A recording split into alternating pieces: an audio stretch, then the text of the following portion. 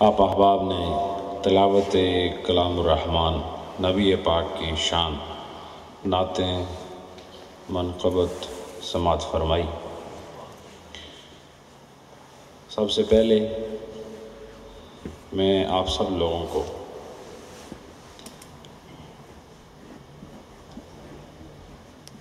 پچھلے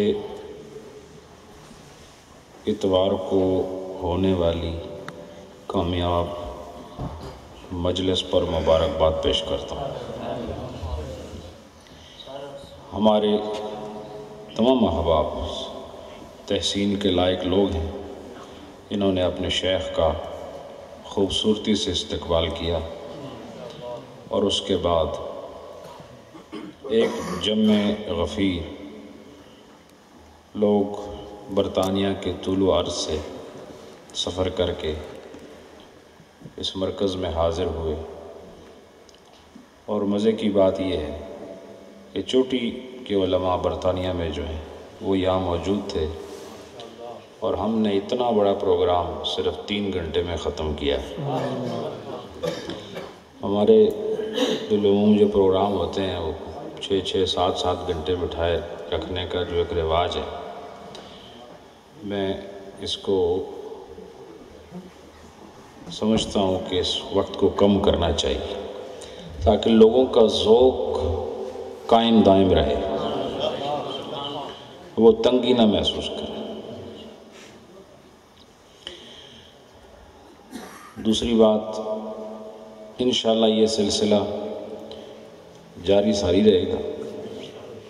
آپ لوگ میزبان ہیں اور آپ نے واقعی میزبانی کا حق ادا کیا۔ اس پروگرام میں جو مالی ضرورتیں تھیں وہ بھی آپ نے پورے کی، جانی ضرورتیں وہ بھی آپ نے پوری کی، لنگر کی ضرورت بھی آپ نے پوری کی۔ آپ حاضر ہوئے، حاضر ہو کر آپ نے حاضری کی کمی پوری کی، اور ایسی رنگت کبھی کبھی نصیب ہوتی ہے اور قسمت والوں کو عطا ہوتی ہے۔ تو آپ کا مرشد بھی خوبصورت اور آپ کے مرشد کا پروگرام بھی خوبصورت اور ان کے منصوبے بھی خوبصورت۔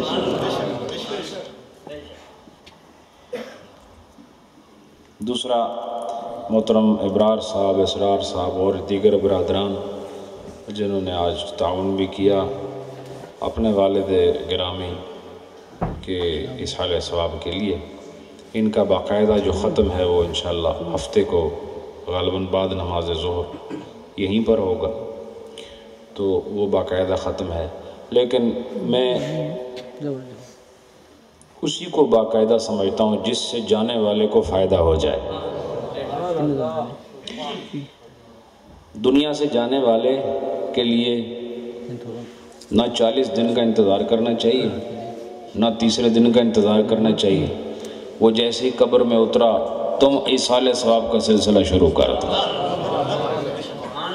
ایسا تو نہیں کہ 40 دن کے بعد یہ ضرورت پیدا ہوتی ہے، اسی دن سے ضرورت پیدا ہوتی ہے جس دن وہ قبر میں چلا جاتا ہے۔ یہ ہماری ایک رسم ہے، لیکن شرعی رسم نہیں ہے 40ویں کا دن رکھنا۔ ایصال ثواب شرعی بات ہے، لیکن 40ویں تاریخ کو ہونا یہ شرعی ضرورت نہیں ہے۔ بات سمجھ آئی کہ نہیں؟ ایصال ثواب ابھی کوئی مرا نہیں تب بھی اس کے لیے جائز ہے، فوت ہو گیا تب بھی جائز ہے،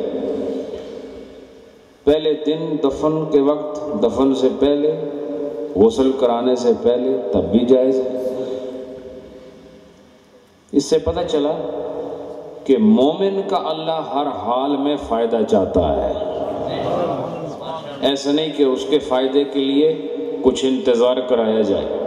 وہ زندہ ہے تب بھی فائدہ پہنچاؤ، وہ فوت ہو گیا، غسل ہوا یا نہیں تب بھی فائدہ پہنچاؤ، غسل دے دیا تب بھی فائدہ پہنچاؤ، قبر میں ابھی نہیں اتارا تب بھی فائدہ پہنچاؤ، ابھی جنازہ پڑھا یا نہیں پڑھا تب بھی فائدہ پہنچاؤ، اور جنازہ پڑھ کے بھی آپ فائدہ پہنچاتے ہو۔ قبر میں اتارا، اس کے بعد پھر فائدہ پہنچاؤ، اور قبر میں اتارنے کے بعد جو اپنے جانے والوں کو یاد رکھتے ہیں انہی کو سنی کہا جاتا ہے، اور جو انہیں فراموش کر دیتے ہیں انہیں سن کہا جاتا ہے۔ سمجھ آئی کہ نہیں سمجھ آئی؟ ٹھیک ہے، جو بھول جائے وہ سن، اور جو یاد رکھے وہ سننی۔ ٹھیک ہے، اس لیے ہم سن نہیں ہیں، ہم بیدار لوگ ہیں۔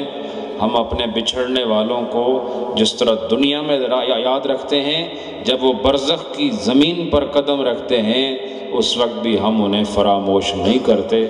اور اس کی خوبصورت مثال یہ ہمارے محترم ابرار صاحب، اسرار صاحب، یہ اپنے والد گرامی کے ایصال ثواب کے لیے بڑی چاہت سے، ایک ختم بعد میں ہوگا، ایک آج ہو رہا ہے، ہر روز بھی ہو تو کیا حرج ہے؟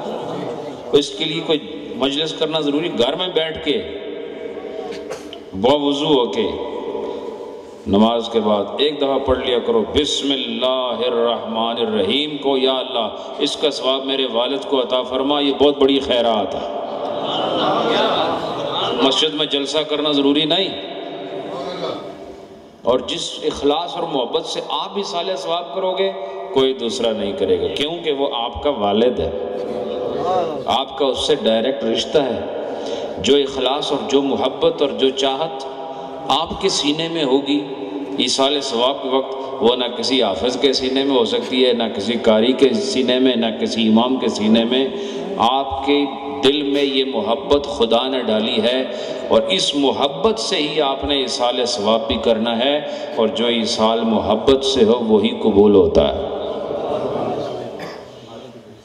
اسی طرح ہمارے راجہ عبدالعزیز صاحب یہ ہر سال اپنی والدہ کا ختم کرنے کے لیے باقاعدہ اہتمام کے ساتھ ادھر جاتے ہیں پاکستان میں۔ یہ بھی سامنے بیٹھے تو مجھے یاد آیا، یہ وفا ہے۔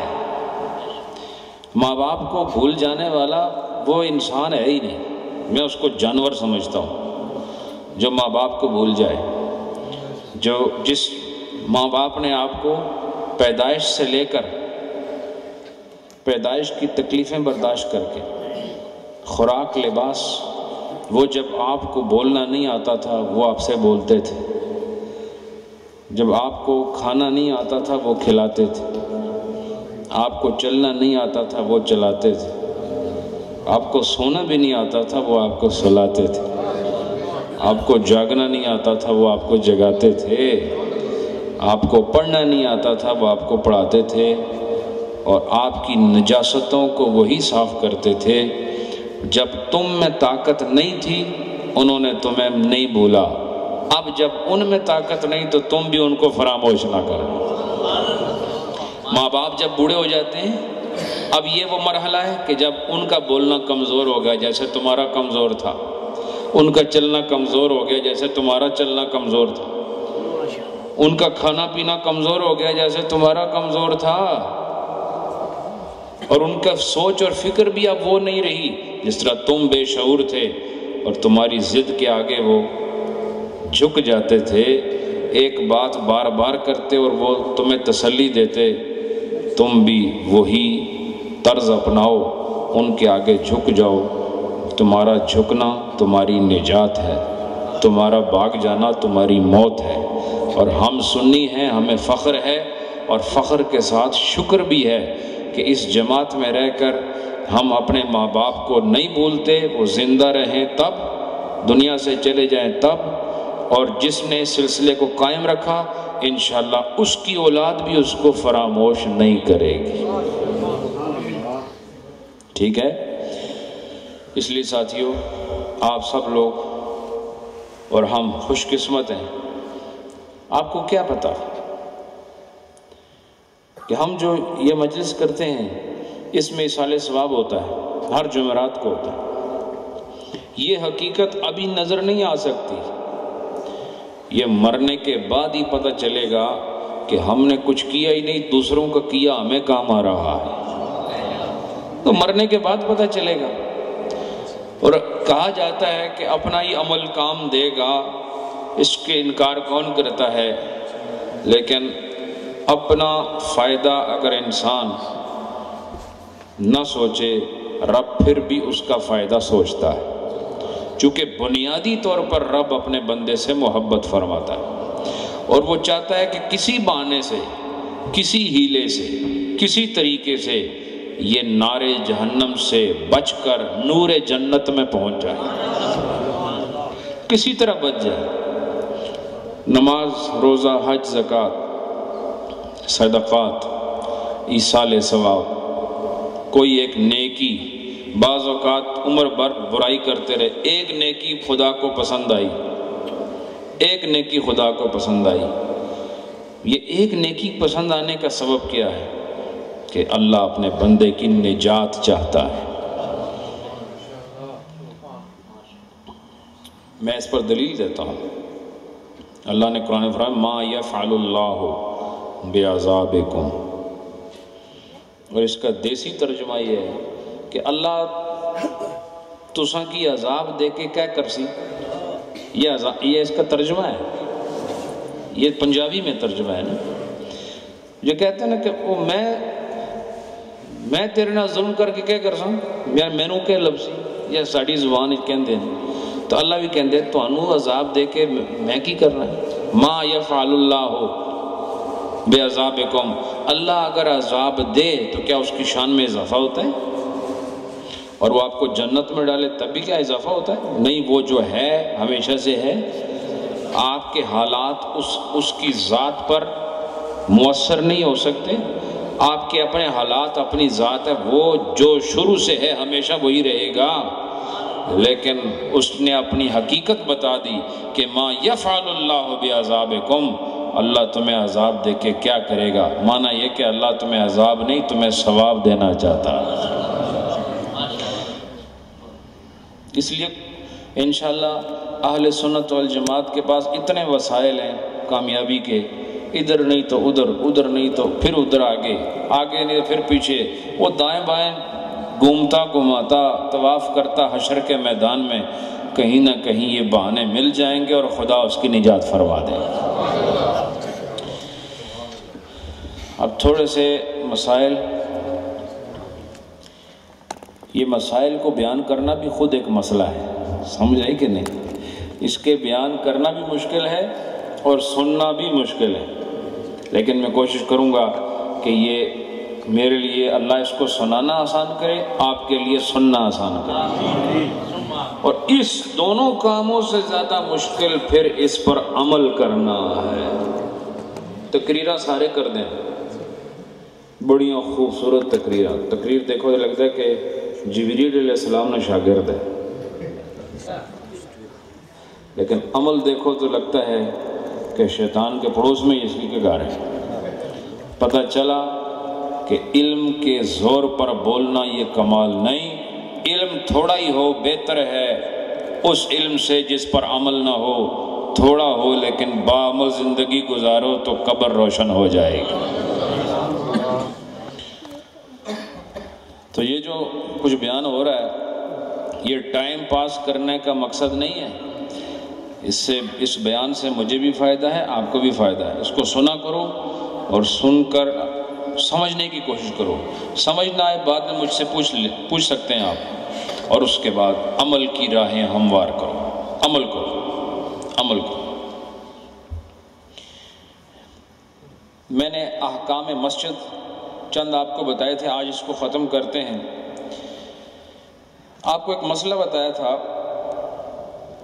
کہ مسجد کے اندر کتابت نہیں کی جا سکتی، کوئی کاتب بیٹھ کے اپنا کام کرے، کوئی درزی بیٹھ کے اپنے کپڑے سیے، یہ مسجد میں نہیں کر سکتا، حالانکہ سوئی بھی ہوتی، تاگا بھی اس دا، کپڑا بھی اس دا، لیکن مسجد وچ نہیں کر سکتا۔ لیکن کاتب کے لیے کہا کہ چلو تھوڑی رعایت اس لیے دیتے ہیں کہ وہ اگر اس لیے بیٹھا ہے کہ مسجد کا سامان ضائع نہ ہو جائے، یا جو اوباش لڑکے ہیں، نوجوان یا ایسے لڑکے شرارتی، وہ مسجد کے سامان کو نقصان نہ پہنچائیں، وہ ساتھ ساتھ کتابت بھی کر رہا ہے اور مسجد کی نگرانی بھی کر رہا ہے، تو کہا کہ پھر ٹھیک ہے۔ اور پھر اس کے بعد معلم کا بتایا تھا کہ اس میں فائدہ ہے علم کا، لہٰذا معلم جو ہے وہ اگر بچوں کو پڑھاتا ہے کیسی ضرورت کی بنیاد پر کہ باہر گرمی بہت زیادہ ہے، لِضَرُورَةِ الْحَرِّ، بہت زیادہ گرمی ہے، باہر جگہ نہیں پڑھانا ہے، تو وہ ضرورت کے تحت وہاں پڑھا سکتا ہے، ورنہ اگر ایسی کوئی بات نہیں تو پھر مکروہ ہے۔ اور آگے لکھتے ہیں وَفِي نُسْخَةِ الْقَاضِي، قاضی الامام، امام قاضی جو ہیں ان کے نسخے کے حوالہ دے کر، اور ایک اور کتاب ہے اقرار العیون، یہ سنیوں کی کتابیں ہیں حنفیوں کی، ان کا حوالہ دے کے کہتے ہیں کہ جعل مسئلۃ المعلم کا مسئلۃ الکاتب والخیاط، کہتے ہیں کہ معلم کو یہ جو دو کتابیں ذکر کی ہیں انہوں نے معلم کو بالکل کاتب اور درزی کے حکم میں شامل کیا ہے، معلم کو کاتب درزی کے حکم میں شامل کیا، نہیں وہ کہتے ہیں کہ نہیں پڑھائے تو چنگا ہے، اگر مسجد کی حفاظت وغیرہ ہو رہی ہے تو ٹھیک ہے، یا بہت زیادہ کوئی حالات خراب ہیں، بارش ہو گئی ہے اور بات ہے تو پھر کوئی بات نہیں۔ دارن فیہا مسجد، ایک گھر ہے جس کے اندر مسجد بنی ہوئی ہے۔ بعض ایسے گھرانے تھے، ہو سکتا ہے اب بھی ہوں، لیکن بعض ایسے گھرانے تھے کہ جن کے اندر انہوں نے مسجد کی جگہ، نماز پڑھنے کے لیے جگہ الگ کر رکھی، وہ اس کی صفائی کرتے، اس میں مصلے بچھاتے ہیں، اس میں قرآن پاک رکھتے، گھر کے اندر۔ یہاں برطانیہ میں تو بہت مشکل ہے، لیکن پاکستان میں بڑی کھلی زمینیں ہوتی ہیں، لوگ بڑے بڑے مکان بناتے ہیں، کنبہ بڑا ہوتا ہے، تو دینداری کی علامت ہے کہ وہ گھر کے اندر ایک مسجد بنا لیتے ہیں جس میں نمازیں پڑھتے ہیں۔ اس کے بارے میں مسئلہ سنو، دارن کوئی گھر ہے، فیہا مسجد اس کے اندر مسجد بھی ہے، ان کانت الدار اذا اغلقت کان للمسجد جماعت مما کان فی الدار، کہہ رہے ہیں کہ اگر اس مسجد، اگر اس گھر کو تالا لگا دیا جائے، کیا ان کانت الدار اذا اغلقت، یعنی گھر کو جب بند کر دیا جائے، گھر کے دروازے بند کر دیے جائیں، پھر بھی اس میں جماعت ہوتی ہے ان لوگوں کی جو گھر کے اندر رہتے ہیں۔ مسجد گھر کے اندر ہے اور اس گھر کا دروازہ بند کر دیا جاتا ہے، لیکن وہ گھر والے جو اس کے اندر رہتے ہیں وہ پھر بھی وہاں جماعت سے نماز پڑھتے ہیں، تو پھر فہو مسجد جماعت، تو وہ مسجد جماعت کہلائے گی۔ کیا ہو گئی؟ وہ مسجد جماعت بن گئی۔ اب مسجد جماعت بننے سے اس کا حکم کیا ہے؟ تثبت فیہا احکام المسجد من حرمت البیع و حرمت الدخول الجنوب، کہا پھر ایسی مسجد کے لیے کہ جس کے اندر گھر والے جماعت کرتے ہیں، چاہے گھر کا دروازہ بند رکھیں، تو پھر اس مسجد کے لیے شرعی احکام اس پر نافذ ہوں گے۔ وہ کیا کہ مسجد کے اندر کاروبار نہیں ہو سکتا، مسجد کے اندر وہ آدمی یا عورت نہیں داخل ہو سکتی جس پر غسل واجب یا فرض ہو، یعنی اس مسجد پر شرعی حکم نافذ ہو جائیں گے۔ کیسی مسجد پر؟ حالانکہ وہ گھر میں ہے۔ کون سی مسجد؟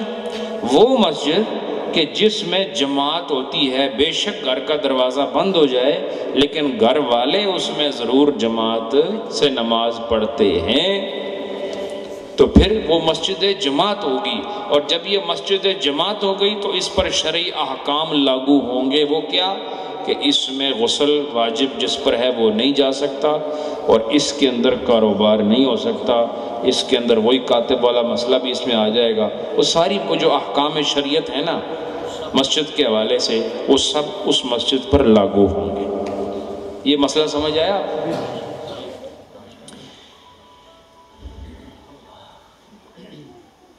اذا كانوا لا يمنعون الناس من الصلاة فيه،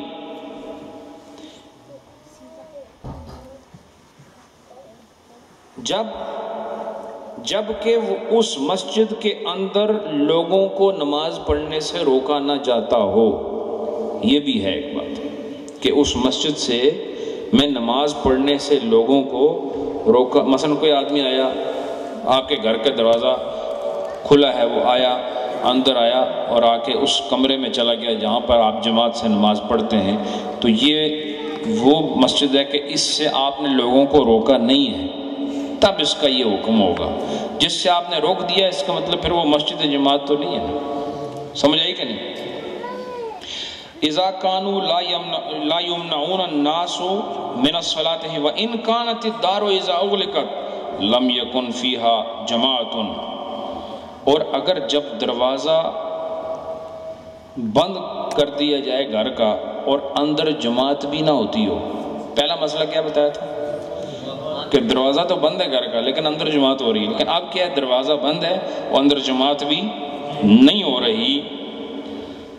وَإِذَا فَتَحَ بَابُهَا كَانَ لَهَا جَمَاعَةٌ. اور جب دروازہ کھول دیا جائے پھر وہاں جماعت ہوتی ہے، لوگ آ کے جماعت کرتے ہیں. كَانَ لَهَا جَمَاعَةٌ. تو پھر کیا ہوگا؟ فَلَيْسَ هَذَا مسجد. تو پھر یہ مسجد نہیں ہے. کیا پھر کیا ہے؟ وَإِن كَانُوا لَا يُمْنَعُونَ النَّاسُ مِنَ الصَّلَاةِ. چاہے لوگوں کو اس سے نماز پڑھنے سے نہ روکا جاتا ہو، یہ مسجد نہیں کہلائے گی. اور چاہے وہ دوسری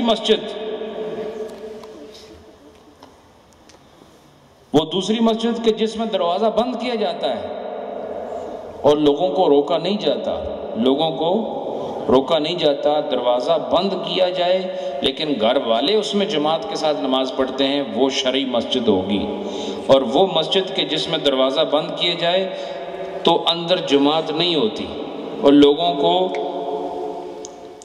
روکا نہیں جاتا، لوگوں کو اس سے روکا بھی نہیں جاتا لیکن جماعت نہیں ہوتی. جب دروازہ بند کر دیا جائے تو پھر یہ مسجد جماعت نہیں. جب مسجد جماعت نہیں تو پھر اس پر شرعی احکام بھی لاگو نہیں ہوتے. اس کی مثال وہ ہے جو آپ یہاں پر بھی اپنے گھروں میں چھوٹی سی جگہ ایک بنا لیتے ہیں کہ یہ ادھر نماز پڑھیں گے. وہ جو آپ نماز کی جگہ مختص کرتے ہیں وہ شرعی مسجد نہیں ہوتی، وہ صرف جائے نماز ہوتی ہے. کیا ہوتی ہے؟ جائے نماز نہ مطلب ایک کپڑے نہ ٹوٹا نہیں ہونا. جائے نماز مطلب وہ جگہ جہاں پر نماز پڑھی جاتی ہے وہ کیا ہوتی ہے؟ جائے نماز. اس کے بعد یہ فرق آپ کو پتہ چلا مسجد اور غیر مسجد.